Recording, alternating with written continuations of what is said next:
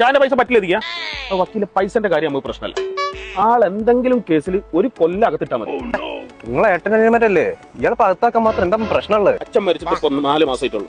അച്ഛന്റെ വസിയത്ത് പ്രകാരം അവന്റെ കല്യാണം കഴിഞ്ഞിട്ട് കല്യാണം കഴിക്കാൻ പറ്റും. ഭ്രാന്തന് എന്ന് പറഞ്ഞ പക്ക സൈക്കോ.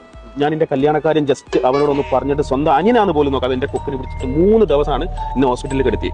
3 ദിവസം എനിക്ക് കൂട്ടിരുന്നിട്ട് എന്റെ ബോധം തെളിയുന്നുണ്ടോ നോക്കിയിട്ട് 3ാമത്തെ ദിവസം എന്റെ ബോധം തെളിഞ്ഞപ്പോൾ വീണ്ടും എന്റെ മൂക്കിലിടിച്ചിട്ട് 1 മാസമാണ് ഞാൻ ഗോവയിലല്ല കോമയെ കിടന്നത്.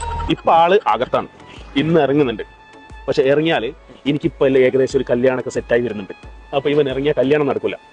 അപ്പൊ എന്തെങ്കിലായിട്ട് ആളെ ഒന്ന് ജസ്റ്റ് ഒന്ന് ഉള്ളിലായി തന്നാൽ പൈസ നമുക്ക് പ്രശ്നമല്ല. നിങ്ങളോട് ഏകദേശം ഇന്നോടാണ് ദേഷ്യം. വരുന്നതാണ് ആള്. എന്നോട് ക്ഷമിക്കണോടാ. ഞാൻ നിന്നോട് ഒരുപാട് തെറ്റുകൾ ചെയ്തിട്ടുണ്ട്. എനിക്കൊരു ഇണയെ കിട്ടി. നീ ഇനി സന്തോഷമായിട്ട് കല്യാണം കഴിച്ച് ജീവിച്ചു. സോറിടാ. നിനക്ക് കാണണ്ടേ എന്റെ ഇണനെ? പോരിങ്ങോട്ട്.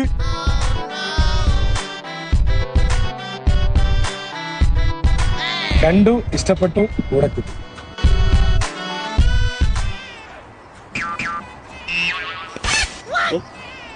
പ്രശ്നമൊക്കെ സോൾവ് ആയില്ലേ? പ്രശ്നം എങ്ങനെ സോൾവ് ആവും? ഈ 2 മല്ലന്മാരുടെ അടുത്തേക്ക് ഞാൻ എന്റെ പെണ്ണിനെ വിളിച്ചെങ്ങനെ പോവാ? ഇവർ 2 ആളെയും കൂടി ഒത്താക്കാനുള്ള എന്തോ വഴിയുണ്ടോ?